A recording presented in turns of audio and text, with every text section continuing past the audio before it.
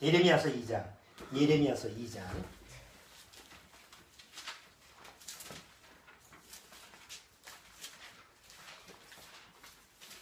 예레미야서 2장.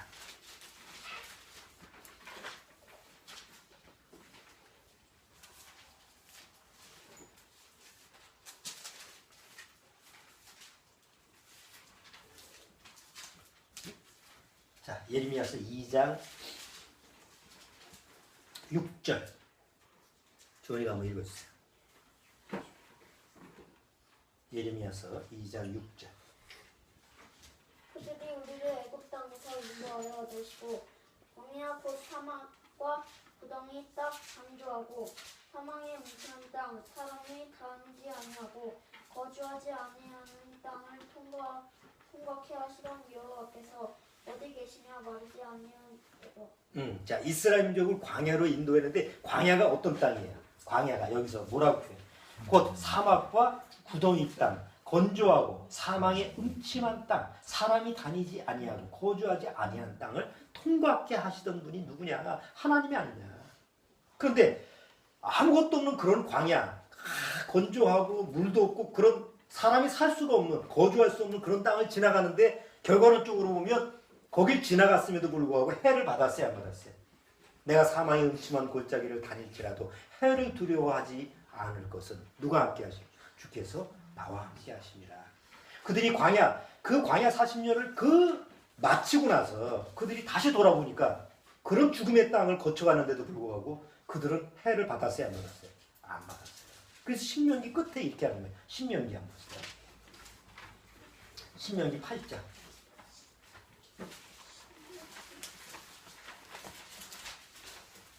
신명기 8장.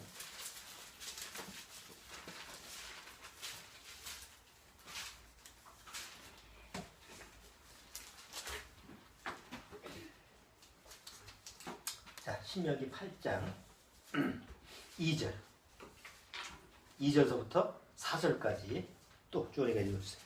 내 하나님 여호와께서 이 40년 동안에 너로 광야의 길을 걷게 하신 것을 기억하라. 이는 너를 낮추시며 너를 시험하사 내 마음이 어떠한지 그 명령을 지키는지 아니 지키는지 알려 하심이라.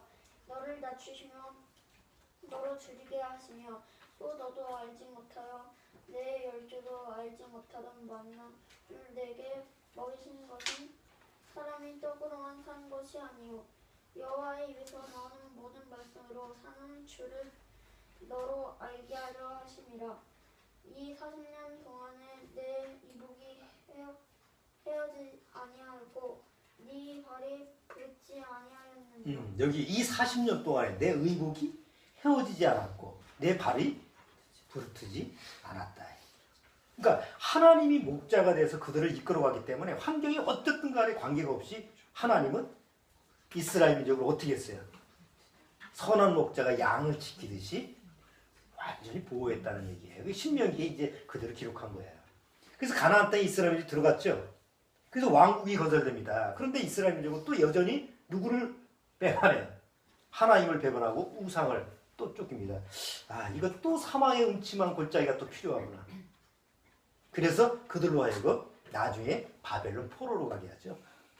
남의 나라에 가서 포로 생활하는데 그때 일어난 나라가 하나님이 일으키신 나라가 바벨론입니다. 그래서 바벨론으로 하여금 이스라엘 민족을 70년 동안 딱 종살이 하다가 다니엘이 뭐라고 그랬어요? 너희가 70년 만에 다시 돌아오리라. 이게 이제 구약의 역사에서 이스라엘 민족이 반복되는 하나님 앞에서 하나님이 원하시는 그런 백성이 되기 위해서 또 죄의 길로 가고 불순종의 길로 가면 사망의 음침한 골짜기로 인도를 해서 정신 차리게 하고 다시 하나님이 원하시는 목적지로 돌아오게 하고 그게 이스라엘 역사예요.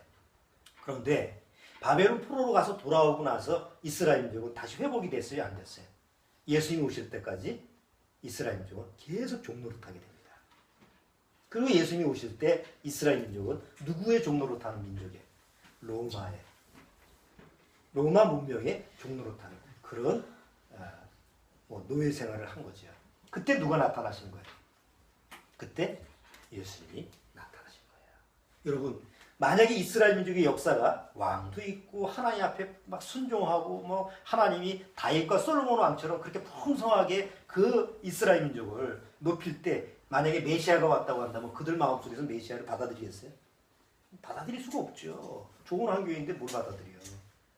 자기가 먹고 살만하고 좋은 여건이고 뭐 아니 집안에 문제도 없고 자식들도 뭐 속 안 새기고 아무 문제가 없어 진짜.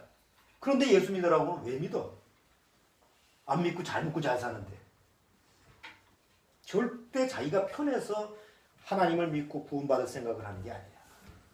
근데 어느 날 절박해졌을 때, 어느 날 내 마음이 너무 공고하고 절박하고 환경이 너무나 처절하게 나한테 막 밀려왔을 때, 그때 사람 마음은 이상하게 오히려 하나님을 찾는 이런 아주 약한 자세가 된다는 거죠. 하나님이 바로 그렇게 인도하시기 때문에 여러분들이 개개인적으로 다 그런 경험이 있는 거예요. 구원받기 전까지.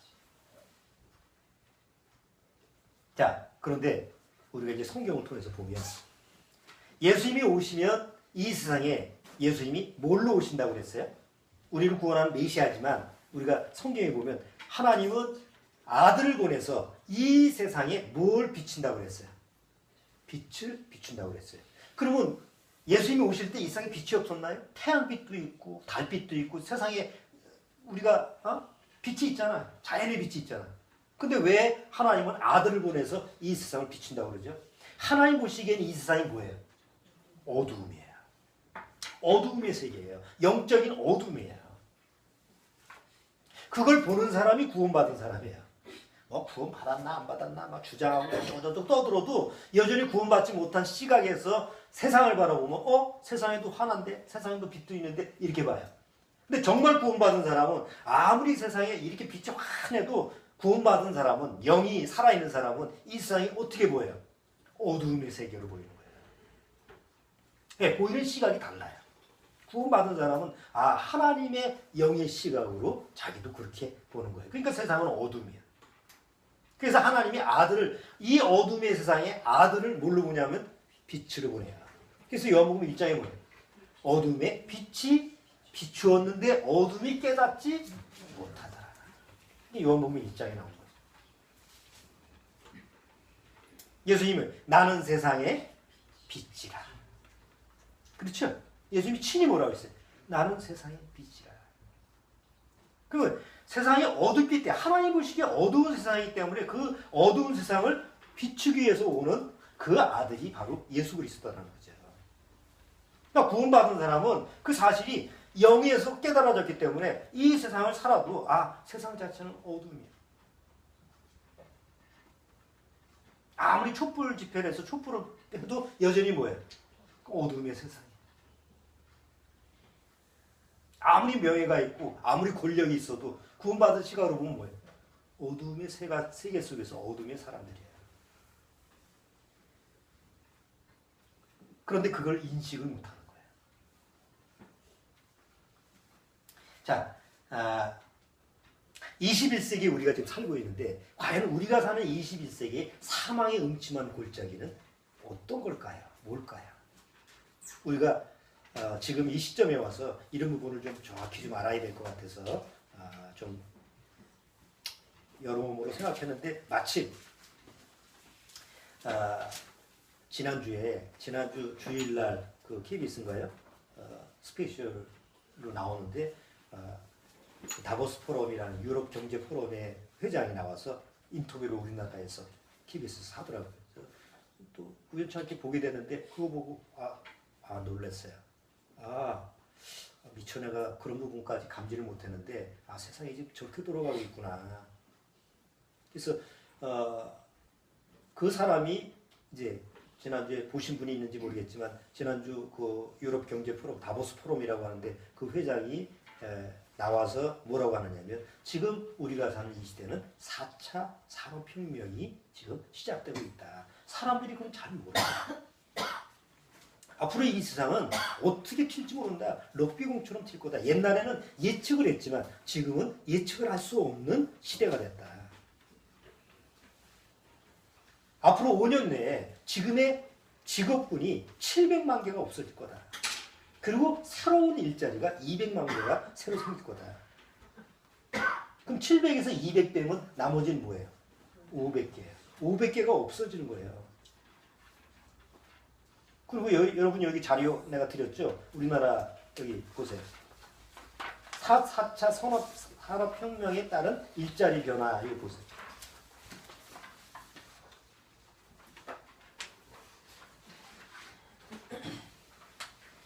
여기 보면 4차 산업혁명에 따른 일자리가 어떻게 변하냐.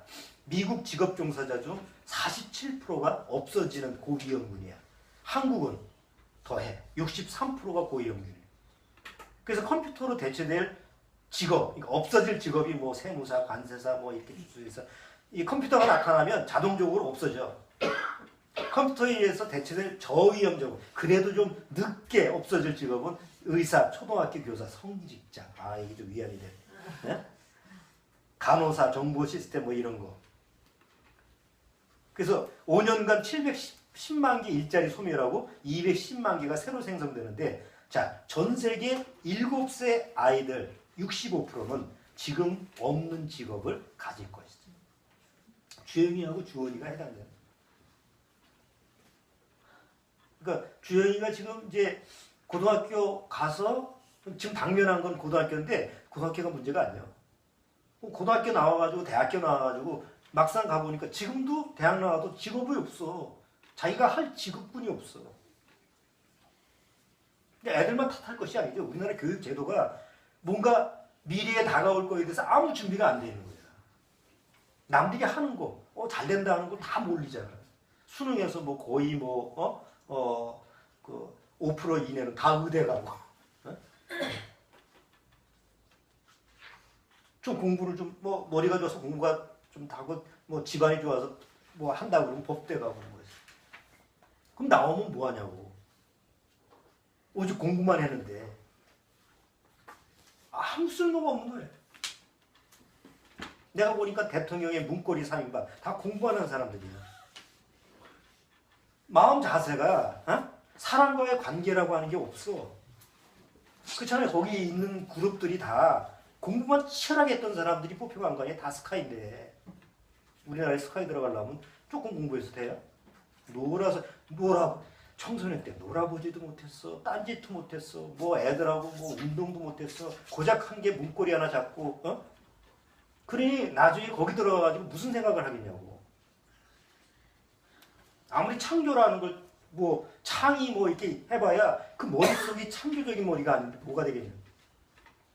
그게 굉장히 어려운 거예요. 그래서 전 세계 7세 아이들 65%는 지금 없는 직업을 가지고 이제 2030년 정도 되면 모든 일자리가 90%가 스마트 기계로 바뀝니다. 스마트 기계라는 건 요새 핸드폰처럼 간단한 기계로 다 처리가 돼요. 맨날 저 텔레비전 보면 아시잖아. 냉장고에 뭐 텔레비전에 나오고 애들 과외시켜. 요새 냉장고 그거 선전 계속 하더만. 날짜가 되면 뭐 안에 있는 내용물이 뭐 유통기간이 지났다는 거 가르쳐주고. 참나.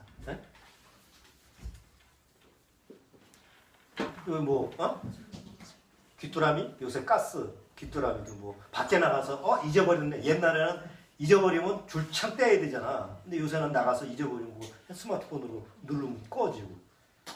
내가 퇴근해서 집에 올 때쯤에서 좀 따뜻하게 하자 그러면 누르면 자동으로 주인이 없는 데도 켜주고. 그게 스마트 기계예요. 이게 4차 산업혁명에 따른 이제 이런 변화인데 이게 앞으로 얼마 만에 오느냐. 옛날 같으면 앞으로 넌 이래 이게 아니고 5년 지금 앞으로 5년 내에 이런 현상이 벌어진다는 거죠. 그러니까 사람들이 그걸 지금 감지를 못한다는 거예요. 그 회장이 말이 그래요. 우리나라에 와서 사람들이 이렇게 시대가 빨리 변하는데 감지하는 사람이 별로 없다. 발빠르게 움직이는 사람만이 그 시대에 맞춰 살 수 있지. 멍하니 있다가는 제대로 살아갈 수 없다. 그 사람의 예측을 내가 듣고 나서 시대가 너무 빨리 진행하는구나.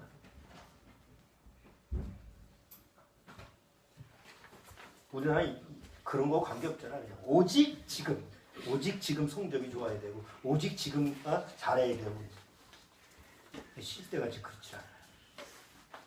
여러분 이 아까도 얘기했지만 이 세상은 어둠의 세상이에요. 그러니까 모든 환경을 보면 우리가 지금 경험하는 거예요. 정치적으로도 어둡죠. 경제적으로도 어둡죠. 사회적으로도 어둡죠. 도덕적으로 어둡죠. 화난 게 어딨어. 우리가 사는 이 세상에서 좀 빛이 좀 비치는 것 같다라는 게 어딨죠?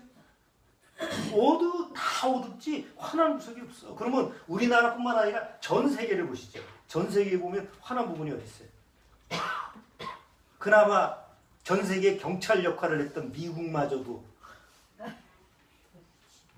앞으로 우리는 미국 사람이 아니잖아. 우리는 한국 사람인데 걱정이 돼. 저 사람이 어떻게 사고를 칠까? 어떻게 앞으로 어떻게 이끌고 가서 자기 나라를 말아먹을까? 뭐 이런 생각도 하게 되고 참. 그 심히 어두워. 심히 앞일을 생각하면 화나지가 않아. 어두워. 근데 이사야서 60장을 한번 보세요. 이사야서 60장. 하나님이 이미 이사야서 선지자를 통해서 이 세상이 어둠으로 덮일 거다. 이사야서 60장.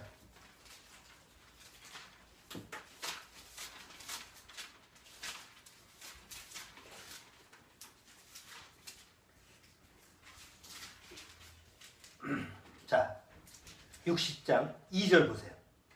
2절. 주원이 아주 한번 크게 읽어주세요. 보라, 어두움이 땅을 덮을 것이며 캄캄함이 만민을 가리우려니와. 자, 어둠이 뭐예요? 어둠이 온 세상을 덮을 것이며 깜깜함이 다 세상을 장악하는. 여러분, 아담이 타락하고 나서요. 아담이 하나님 말씀을 우리가 지난주에 얘기했잖아요. 아담이 하나님 말씀 불순종하고 나서 온 세상이 어떻게 됐어요? 다 사단의 권세, 어둠의 권세로 빠져들어갔죠. 그런데 사람들은요, 영적인 어둠은 감지를 해요. 안에 영이 있으니까. 그런데 하나님으로부터 오는 영이 없으니까 하나님으로부터 오는 말씀의 빛을 그 안에 켜야 되는데 하나님의 말씀 빛이 차단됐잖아요. 죄 때문에. 그러니까 인간은 스스로 이 어둠을 뭔가 밝혀야 된다라는 생각을 하는 거예요. 이게 혼적인 생각이에요. 그렇게 만든 게 문명의 빛이라는 거예요. 예를 들어서 하나님의 말씀, 이제 아벨을 죽이고 나서 카인이 하나님 표를 받잖아요. 너를 죽이는 자는 뭐 버리지 7배, 77배인가 뭐 이렇게 해가지고 하나님이 가인을 보호를 했는데 그 보호를 받음에도 불구하고 하나님을 떠나서 뭘 만들어요? 가서 에녹성이라는 걸 만들죠. 자기 아들 에녹성. 에녹성을 만들고 그 안에서 그 후손들이 뭘 하죠? 하나는 기계를 만드는 자, 하나는 악기를 하는 자, 하나는 목축을 하는 자, 문명을 일으키는 거예요. 그래서 카인의 후손들이 그 당시에 문명의 빛을 발휘하죠. 그런데 또 다른 쪽에 후손들이 하나 있죠. 진짜 아담의 후손들이 뭐예요? 셋의 후손들, 빛의 자녀들. 한쪽에서는 빛의 자, 그냥 보이지 않는 하나님의 빛의 자녀들이 쭉 족보에 나오는 게 창세기 5장 아닙니까? 아브라함이 셋을 낳고 셋을 아노스를 낳고 쭉 나오다가 마지막에 누구까지 가요? 노아까지 가잖아요. 그게 가늘게 하나님의 빛의 자녀들이 쭉 내려가는데 이 세상을 딱 붙들고 있는 그 문명이 뭐였어요? 가인의 후손들이에요. 가인의 후손들은 어느 난치 그 당시에 어두운 세상을 자기 나름대로 빛을 비췄는지 이 창세기 보면 뭐예요? 그 당시에 거기 그때 당시에 네피림이라는 위대한 영웅들이라죠. 이름 네피림. 위대한 영웅들이에요. 아주 대단한 존재들이에요. 그런데 그 대단한 존재들이 누구하고 결혼을 해요? 빛의 자식들인 같이 연합을 하죠. 그래서 더 이상 하나님의 빛이 없어지는 거예요. 더 이상 하나님이 이 세상을 놔둘 수가 없어요. 그래서 물로 심판하는데 물로 심판하는 이유가 뭐예요? 이 어둠의 세상을 인간 스스로 혼적인 작용으로 빛을 비춰서 그 어둠을 인간의 빛으로 비추려고 하는 그 인간의 교만은 이것을 싹 물로 심판해버린 거예요. 몇 명이 살았어요? 노아와 7식구 딱 8명만. 그래서 범선자에 8자가 들어가잖아. 범선자. 8명만 살았어. 그런데 그 노아의 후손들이요. 또 이제 후손을 퍼뜨리죠. 그 다음에 보면 후손을 퍼뜨리는데 자손이 번성해지면서 또다시 그 어두운 세상을 자기 나름대로 인간의 의지로 빛을 좀 발휘하려고 노력을 하죠. 그래서 최초에 만든 탑이 뭐예요? 자기 인간의 이름을 드러내기 위해서. 지난주에 뭐예요? 여호와께서 목자하시면 내 영혼을 소생시키시고 자기의 이름을 위하여 의의 길로 인도하시는데 노아의 그 후손들은 자기 이름을 드러내기 위해서 뭘 만든 거예요? 바벨탑을 만들잖아요. 최초의 바벨탑. 인간의 이름을 드러내기 위해서 만든 탑. 인간의 문명의 빛으로 꼽히었던 그 문명이 바벨탑. 바벨이라는 이름이 붙은 바벨탑이었다. 근데 하나님이 어떻게 했어요? 언어를 혼잡하게 해서 전 세계로 흩어버렸죠. 그리고 그 이후에 하나님이 택한 이스라엘 민족을 선민을 아브라함을 통해서 선택한 게 이제 쭉 세계사예요. 자, 그러다가 이스라엘 민족이 왕국 시대에 하나님 말씀을 불순종하니까 하나님이 한 나라를, 한 문명을 일으켜 세우는데 그게 바벨론 문명입니다. 로마 전에. 바벨론 문명, 뭐 바벨론이라는 문명, 바벨로니아는 뭐 여러분들이 학교에서 세계사 배울 때 많이 있죠. 네? 뭐 함무라이 법전 해가지고 들어봤지? 안 들어봤어? 안 들어본 것 같은데. 들어봤어? 들어는 봤지. 네? 아니 세계사 배울 때 뭐 첫 번째 외우는 거야. 바벨론 문명 뭐 최초의 법전이 함무라이 법전이 뭐 어쩌고저쩌고 해서. 네? 그 바벨론 문명이 왜 문명의 꽃을 피웠느냐? 하나님이 하나님 말씀에 불순종한 이스라엘 민족의 가시 역할을 하기 위해서 그들로 사망의 골짜기를 지나가게 하기 위해서 세운 게 바벨론 문명이에요. 그리고 그 바벨론 문명에 의해서 이스라엘 민족이 70년 동안 포로 생활을 합니다. 그런데도 정신을 못 차려 돌아와서도. 그리고 바벨론은 로마에 의해서 나중에 멸망을 합니다. 그런데 제가 얘기하고 싶은 것은 요한계시록 맨 마지막 때 마지막 문명이 하나님에 의해서 멸망하는 문명의 이름이 바벨론 문명이에요.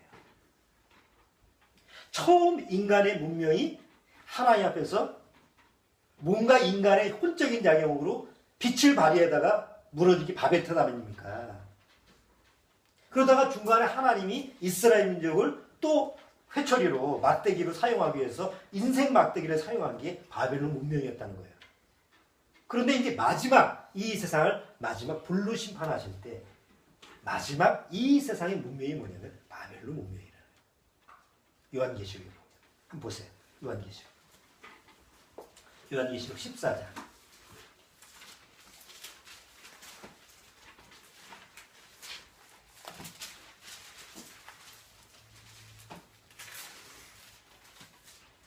자, 요한계시록 14장 8절.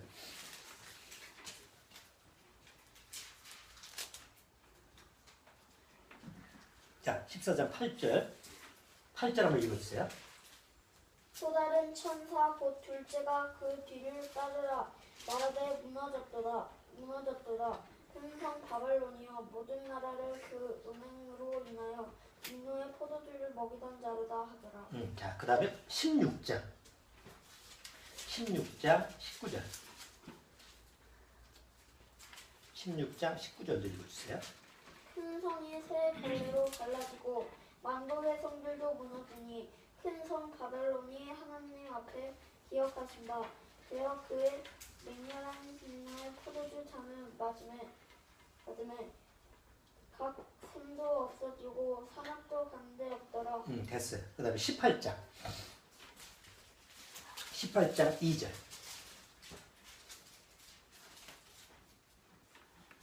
18장 2절부터 3절까지. 힘센 음성으로 외쳐 가로되 무너졌도다. 큰 성 바벨론이여 귀신의 처소와 각종 결혼용에 모이는 곳과 각종 더럽고 가증한 새에 모이는 곳이 되었도다. 그 은행의 진노의 포도주를 인하여 만국이 무너졌으며 또 땅의 왕들이 그로 더불어 운행하였으며 땅의 상고들도 그 사치의 세력을 인하여 치부하였도다 하더라. 자, 마지막 무너지는 마지막 때 하나님의 마지막 때에 무너지는 문명의 이름이 뭐예요? 바벨론 문명이에요. 여러분, 마지막 때 바벨론 문명이 어떻게 세워졌는가? 이 마지막 때 바벨론 문명의 시작은 1차 산업혁명입니다. 여기 표를 한번 보세요. 18세기 전까지는요, 주로 사람의 인력, 뭐 해봐야 뭐 말, 마차 이런 거 사용했죠. 기계를 만들어도요, 어떤 기계를 만들잖아, 사람이. 예? 뭐 리어커를 만들지 아니면 뭐 마차를 만들든지 이런 거 만들어도 기계 자체가 스스로 움직일 수 있어요, 없어요? 옛날에는 탈곡기도, 우리나라 옛날 농사질 때 탈곡기도 사람 손으로 하고 발로 밟고 사람의 힘에 의해서 움직이지 않으면 절대 기계로 움직일 수가 없는 시대가 18세기 전이에요. 어떤 걸 해도. 그런데 최초 1차 산업혁명이 뭐냐면 기계 스스로 움직일 수 있는 능력을 주는 거예요. 그게 증기기관의 발명이에요. 와트가 증기기관을 만들었죠. 그래서 그 증기기관으로 말미암아 뭐가 만들어졌어요? 기관차, 공장. 기계가 어떻게 해요? 사람이 손으로나 발로나 이렇게 움직이는 게 사람이 힘이 움직이는 게 아니라 기계 자체가 스스로 움직일 수 있는 동력을 주는 게 1차 산업혁명이에요. 그러니까 기계에다가 뭘 준 거예요? 그 코에 생기를 불어넣으니 생명이 된지라. 하나님의 창조 원리처럼 인간의 스스로, 인간의 혼의 작용으로 기계, 아무 생명이 없는 생명체의 기계에다가 생명의 혼을 불러넣는 게 1차 산업혁명이에요. 저게 1980년, 18세기예요. 그래서 인간이 에너지를 이제 사용을 해서 뭔가 막 기계라고 하는 것을 갖다가 막 스스로 움직이게 하는 발명을 했어요. 그러다가 조금 지나서 뭐가 발명이 됐어요? 2차 산업혁명은 전기가 발명이 됐습니다.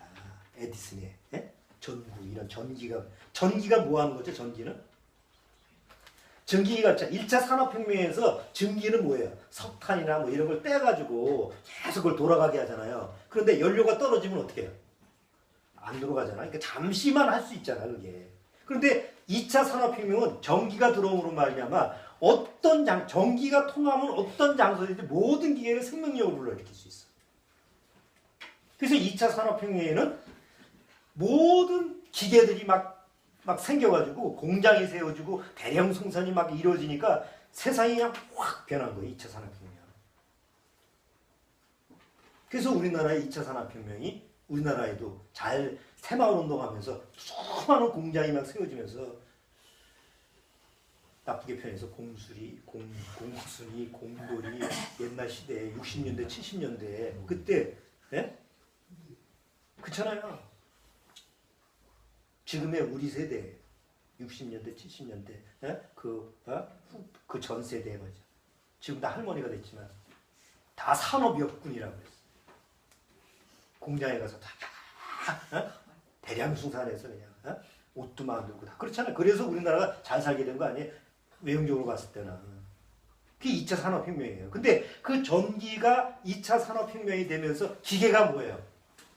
곳곳의 기계가 다 생명력을 발휘할 수 있는 게 2차 산업혁명이에요. 근데 아직까지는 기계와 기계끼리 뭐가 상호 교류가 안 되잖아. 기계와 기계끼리. 근데 기계와 기계끼리 서로 상호 교류가 될 수 있는 그런 혁명인 게 3차 산업혁명이에요. 그게 인터넷이에요. 무슨 얘기 아시죠? 서울 공장에서 뭔가 지시를 내리면 저 부산이나 미국이나 어느 나라에 가서든지 그 공장을 돌아가게 만드는 기계와 기계끼리 서로 교류하면서 같이 움직일 수 있는 그런 혁명이 바로 3차 산업혁명이에요. 굉장히 기계가 어떻게 처음에 1차 산업혁명보다 2차 산업혁명이 똑똑해지지. 기계가 똑똑한 거예요. 3차 산업혁명은 더 똑똑해진 거예요. 그리고 기계가 옛날에는 그냥 크기가 엄청난데 지금은 뭐예요? 스마트가 됐어요. 스마트가 뭐예요? 굉장히 작아지고 아주 섬세해지고 가벼워지고 누구나 들고 다닐 수 있는 지금 우리 스마트폰처럼 노인이고 애고 할 것 없이 누구나 가지고 다닐 수 있는 이런 시대가 3차 산업혁명이에요. 내 손 안에 뭐가 있는 거예요? 기계를 가지고 다니는 거예요. 3차 산업혁명. 자, 그런데 아직까지 3차 산업혁명에서 그 전기를 통해서 인터넷 시대가 돼서 이제 세상이 바뀌었는데요. 아직까지 안 되는 게 있어요.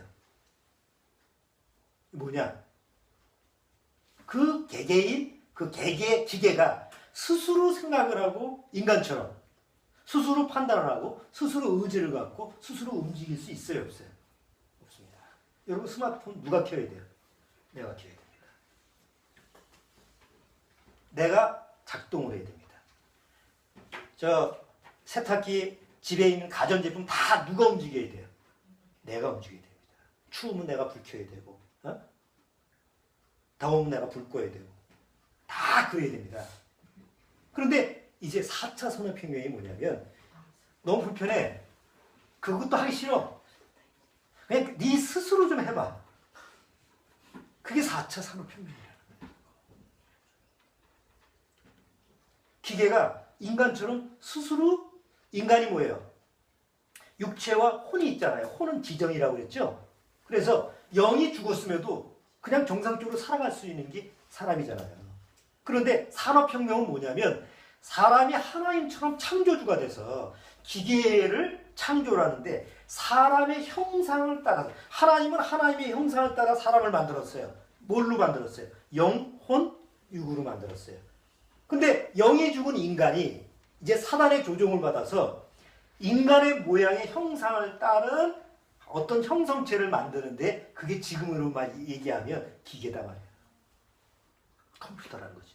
로봇 뭐 요새 나오는 거. 그럼 4차 산업혁명은 뭐냐? 이제는 스스로 그 안에 인간처럼 혼을 불러넣어서 스스로 판단하고 스스로 생각하고 스스로 하고 스스로 움직일 수 있게끔 만들자. 그 대표적인 예가 알파고 아닙니까? 이세돌하고 한판 붙어서 졌어요, 이겼어요? 이겼잖아. 바둑은 절대로 사람들 생각에는 기계가 이길 수 없다고 생각했던 마지막 보루였어요. 근데 우리나라에 와서 이세돌이가 졌어요. 기계한테. 왜? 지적 능력에서 딸리는 거야. 아무리 이세돌 기사가 뛰어나도 거의 20년 동안 지식을 축적해서 수많은 수를 그냥 익혀왔던 알파고의 지적인 능력을, 혼적인 능력이죠. 불러넣은 지적인 능력을 이길 수가 없는 거예요. 아니, 이세돌하고 붙은 그 알파고가 뒤에서 컴퓨터를 조종한 게 아니잖아요, 사람이. 자체적으로 기계로 하여금 바둑을 두면서 수를 읽고 자기가 판단해서 두는 거 아닙니까? 근데 이겼어. 그게 4차 산업혁명의 시작점을 보는. 그게 얼마나 사람들이 보고 충격이었어요. 야, 이제 기계가 우리를 다스리지 않을까? 이 공상과학여행 맨날 보는 거잖아. 로봇가 막 인간을 통제를 하고. 옛날에는 상상으로 공상과학이었는데 이제는 공상이 아니라 실제의 사실이 된 거예요. 그래서 그 세계 그 유럽 경제 포럼이라는 다보스 포럼, 다보스가 뭐냐면 스위스에 있는 도시 이름이에요. 그런데 1년에 한 번씩 1971년 독일의 경영학 교수 클라우스 슈바브라는 사람인데 이 사람이 최초에 창립을 했어요. 그리고 매년 한 번씩 제네바 1월에 세계 유럽 경제 포럼을 하는데 처음에는 유럽 사람들만 모였는데 지금 전 세계 경제 거기 이제 기자들, 경제학자들 이런 사람들이 다 모여가지고 앞으로 세계의 경제가 어떻게 될 거냐라는 걸 예측하고 나가는 거예요. 근데 올해 1월 달에 한 게 뭐냐면 제4차 산업혁명이다. 정신 차리지 않으면 이제는 기계가 다 사람을 통제하기 때문에 일자리도 다 바뀌고 그러니까 정신없이 사상을 바뀐다. 어떻게 할 거냐. 그거를 다룬 게 4차 산업혁명이라는 주제예요. 좀 낯선 얘기 아닙니까? 그런데 한번 생각해 보세요.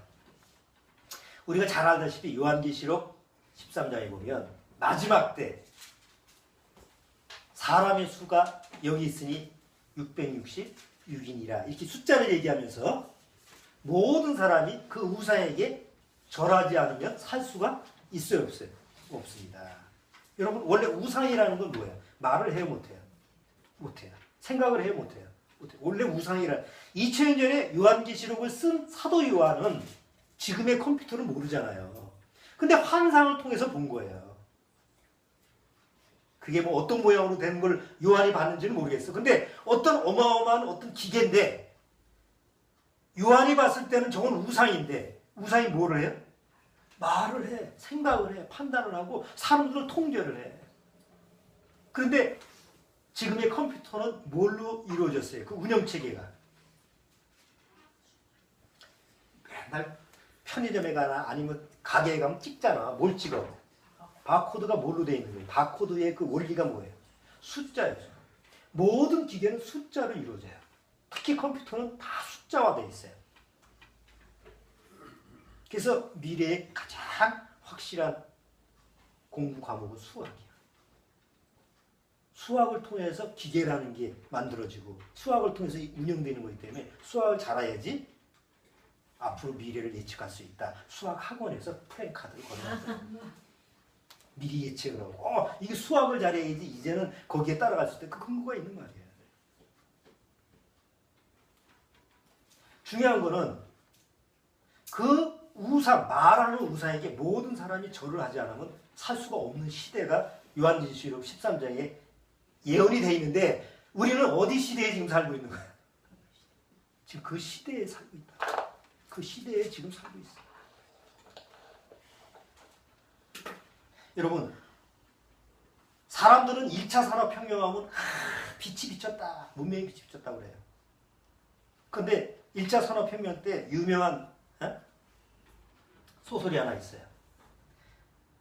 들어봤을 거예요. 찰스 디킨스의 올리버 트위스트라고 하는 만화도 나오고 찰스 디킨스의 올리버 트위스트 저 크리스마스만 되면 설날만 되면 틀어주는 영화가 있어. 그게 뭐냐면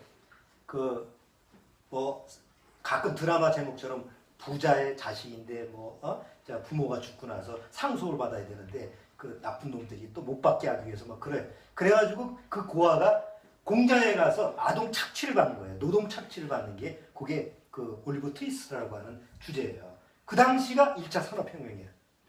전기기가 되는 공장이 발달되다 보니까 인력이 막 필요하잖아요.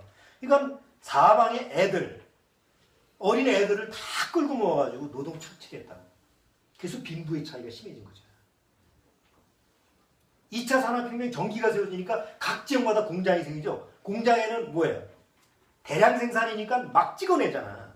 그러니까 한 사람이 다 만드는 게 아니라 분업화됐죠. 요 사람은 나사만 끼고 요 사람은 이렇게. 예? 그거를 풍자한 게 뭐예요? 찰리 채플린의 모던 타임스. 그것도 영화에 맨날 나오는 거예요. 그 찰리 채플린이 나와가지고 우스꽝스러운 모습으로 나와가지고 큰 공장, 그 벨트 있죠? 그 지나가는, 그 벨트 지나갈 때 그거 앉아가지고 그냥 하나만 끼고 하나만 그거 아주 우스꽝스럽게 표현한 영화가 모던 타임스거든요. 그 2차 산업혁명에서 나온 거예요. 3차 산업혁명 때 나오는 지금 우리가 늘 봤던 영화가 뭐예요? 로봇가 나와가지고 뭐예요? 자동차가 막 로봇가 되고 이렇게 많이 본 거잖아. 그게 3차 산업혁명.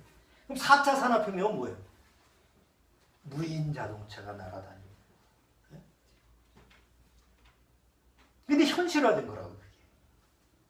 자, 우리가 여기서 중요하게 생각해야 될 것은 지난주 사람은 하나님이 창조할 때 뭘로 창조했어요? 영, 혼, 육으로 창조했죠. 그런데 구원을 받지 못하면 뭐가 없어요? 영이 죽었어요. 영이 죽어있는 혼과 육으로만 살아가는 사람들이 이 세상의 어둠을 밝히기 위해서 만들어온 게 이 산업혁명이라고. 그게 마지막 바벨론이에요, 지금. 그럼 마지막 바벨론 운명의 주도권을 잡은 자는 누구냐면 영이 없는 자라고. 사단의 영을 받은 인간의 혼적인 작용을 기계화된 컴퓨터가 이제 세상을 장악하게 되죠. 일자리도 다 컴퓨터가 대체가 되고. 그래서 이런 4차 산업혁명에서 학자들이 나와서 쫙 설명을 하는데 너무 부정적으로 보지 마라. 만약에 로봇가 다 일하게 되면 생산 단가가 인건비가 줄어드니까 생산 단가가 낮아지고 생산 단가가 낮아지면 물건을 싸게 살 수 있고 아니냐. 그럼 사람은 일거리가 없으니까 뭐 할 거냐? 이제는 마음대로 즐기지 않겠냐. 지금은 쭉 일만 해야 되는데 기회가 다 해주니까 할 일이 없으니까 이제 즐기면 되는 거 아니냐. 그럼 여러분, 사람들이 돈 있고 뭔가 시간이 있으면 뭘로 즐깁니까? 건전하게 즐깁니까? 성경이 있습니까? 여러분 시간 많이 남으면 성경 있습니까? 시간 많이 남으면 놀지. 혼과 육이라고 하는 존재는 이미 육은 육이요. 절대로 영을 쫓아가지 않습니다. 그러면 이 세상이 이제 우상이 말을 하는, 기계가 말을 하는 시대가 왔을 때 그 기계가 아무리 뛰어난 기계라 할지라도 그 안에는 뭐가 없어요? 영이 없습니다. 영이 없는 기계와 영이 없는 사람과 만나서 서로 연합을 하면 하나님 보실 때는 뭐예요? 놔둘 수가 없지. 싹 물로 심판한 것처럼 이제 불로 심판할 수밖에 없는 그런 때가 온 거예요. 앞으로 미래가 4차 산업혁명이 우리한테 오는 것은 이제 더 이상 영이 역사하지 않는, 하나님의 영이 역사할 수 없는 세상이 되는 겁니다. 그래서 하나님이 마지막 때 뭐예요? 성령을 거두어 가시는 거예요.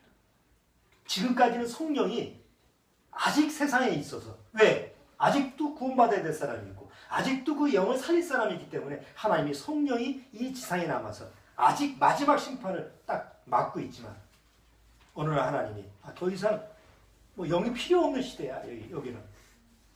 그러면 노아의 홍수 때처럼 거두어 가시는 거예요. 그때는 누가 구원받습니까? 아무도 구원받을 사람이 없어요. 왜? 기계에, 영이 없는 기계에 종노릇하지 않으면 먹고 살 수가 없습니다. 가장 좋은 예를 한번 보여줄게요. 기계에 노예 노릇하는 것이 이미 우리한테는 체질화됐어요. 여러분 핸드폰 보시죠? 핸드폰 있잖아? 하루 핸드폰 얼마나 봐요?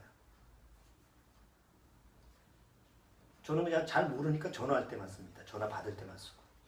그럼 젊은 사람일수록, 여기 우리 주영이나 학생일수록 핸드폰 이렇게 하면 손에 놓지를 못해. 그러면 내가 핸드폰을 쓰는 거예요? 아니면 기계가 나를 통제하는 거예요? 기계가 나를 통제하는 거예요. 아니 내가 편의점 딱 서 있잖아. 사람들이 오잖아. 다 아줌마, 아저씨, 할배 다 들고 있어. 뭐 하고 있냐면 다 게임을 하고 있더라고. 난 이해가 안 돼 잘. 무엇이 중요한데? 어? 무엇이 중요하다고 그거 하루 종일 붙들고 있으면 뭐가 중요해? 그런데 그렇게 돼버렸어. 그럼 우리가 생각, 앞으로 요한계시록 13장 보면서 아이고 우상이 말을 하는데 기계에 누가 정노릇해? 그렇게 생각할지 모르지만 막상 내가 쓰는 이 기계에다가 내가 뭘 하고 있어? 노예 노릇 지금 하고 있다니 그걸 이상하게 여기지 않는다니까 지금은. 누구나 다 지금 그래요. 그러면 미래의 일을 생각해 보세요. 어떤 우상이 딱 앞에 나타나서 넌 나한테 저래 이렇게 하지 않는다는 거예요. 지금처럼. 아, 이게 잘못된 게 아니구나. 이게 문제가 아니구나 할 정도로 기계가 나를 통제를 하고 조정을 하고 나에게 이제는 왕노릇하는 게 아주 자연스럽게 오는 거예요. 그러면 누구한테 가장 강력하게 역사하느냐? 영이 없는 자. 그건 밥이야. 그런데 영이 있는 사람은, 하나님이 영이 있는 사람은 그 안에 영이 분별력이 있기 때문에 야, 너 지금 어디 쪽으로 쫓아가고 있어? 영이 있으면 내 안에 영이 나를 깨우쳐준다. 오늘 시편 23편 4절. 내가 사망의 음침한 골짜기로 지날지라도 이제 21세기에 이런 기계가 이 세상에 왕노릇하고 기계가 이제 우리를 통제하는 이런 시대가 온다 하더라도 그걸 지나가야만이 우리는 소망의 나라에 갈 수 있잖아요. 벗어날 수는 없으니까. 그런 이 어둠의 세상에 내가 살지라도 내가 해를 두려워하지 않을 것은 누가? 주께서 나와 함께. 얼마나 소망이 있는 말이야. 그러니까 구원을 안 받으면 안 돼. 옛날에는 뭐 천천히 받지 이렇게 생각했지만 지금 내가 생각해보면 그럴 때가 아니야. 일단 구원석도 받고 봐야 돼. 일단 내 안에 영이 살아있어야 돼. 영이 먼저 살아있어야만이 이 마지막 이 세상에서 내가 살아남을 수 있는 마지막 보루가 있는 거예요. 내가 해를 두려워하지 않을 것은 주께서 나와 함께 하시니라. 주의 지팡이와 막대기가 뭐예요? 나를 안위한다라는 걸 나를 안전하게 지켜서 보호하고 이끌어 가신다. 자꾸 혼으로 쫓아가려고 그러면 나를 쳐서 회초리를 쳐서 돌이키게 하고, 어두운 세상을 쫓아가려고 하면 정신 차리게 하고, 또 내가 세상의 늪에 빠져 있으면 주님의 지팡이로 나를 걸어 이렇게 안전하게 나의 목자께서 이끌어 가신다고 한다면 미래가 어떻게 오든, 산업혁명이 어떻게 4차가 어떻게 일어서 어떻게 밀려온다고 해도, 직업이 700만 개가 없어진다고 해도 하나님이 내 하나 먹고 살 만한 길을 예비하시지 않을까. 그렇지 않겠어요? 그런데 영을 무시하고 혼적으로만 살아가면요, 눈이 멀리 못 봐요. 눈앞에 있는 것만 봐요. 당장 물에 빠졌으니까. 그러니까 그냥 앞에서 누가 거기 좋다 그러면 거기 쫓아가고, 누가 거기가 괜찮다 그러면 거기로 쫓아가고. 그러면 안 돼요. 이제는 나의 목자께서 나를 인도하시는 그 길로 쫓아가야 돼. 그거 말고는 다른 살 길이 없어. 여러분, 그거 말고 다른 살 길이 있으면 그걸로 가세요. 그러나 아니다. 그거 말고는, 주님 말고는, 주님이 나의 목자가 되시는 거 말고는 다른 살 길이 없다 그러면 정말 주님을 나의 목자로 모셔야 돼. 내 영이 늘 하나님 말씀으로 살아있다는 걸 분명하게 확인하고 또 확인하고.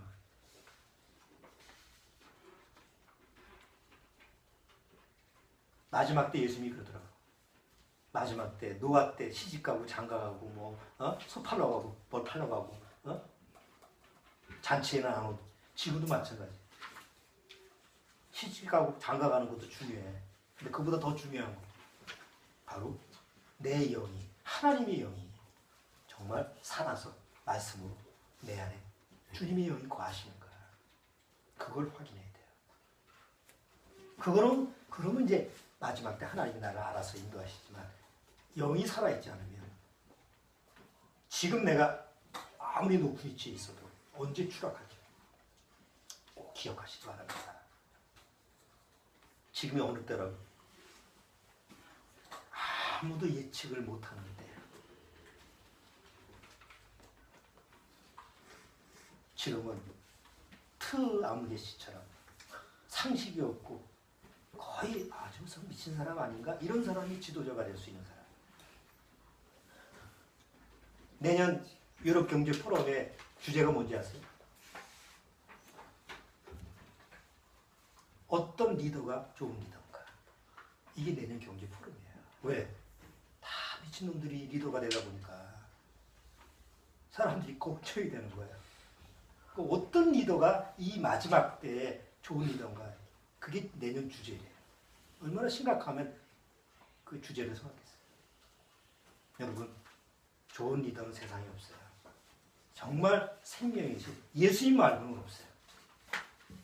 다른 건 몰라도 이 사실만을 기억하셔야 돼요. 다시 한번 외워보시죠. 23절 4절. 내가 사망에 놓지만 골짜기로 다닐지라도 해를 두려워하지 않을 것은 주께서 나와 함께 하시리라. 주의 지팡이와 막대기가 나를 안위하시나이다. 아멘. 기도하겠습니다. 주님 감사합니다. 이 마지막 때 내 영을 살리신 그 주님이 나의 목자가 되셔서 이 어둡고 이 불확실한 미래, 정말 흉악하고 이 어두운 이 미래 세계 속에서 나를 안전하게 이끌고 가실 분이 바로 예수님이라는 사실을 꼭 기억하게 하옵소서. 우리 주위에 아직도 구원받지 못한 사람 정말 빨리빨리 구원받게 하고 그 심령에 영이 살아있게 하는 것이 너무 시급한 그런 때인 줄 압니다. 먼저 우리가 말씀을 통해서 깨어서 내 안에 있는 생명의 그 말씀, 영의 말씀을 그대로 전할 수 있는 그런 복음의 일꾼이 되도록 주님께서 인도하옵소서. 예수님의 이름으로 기도드리옵나이다.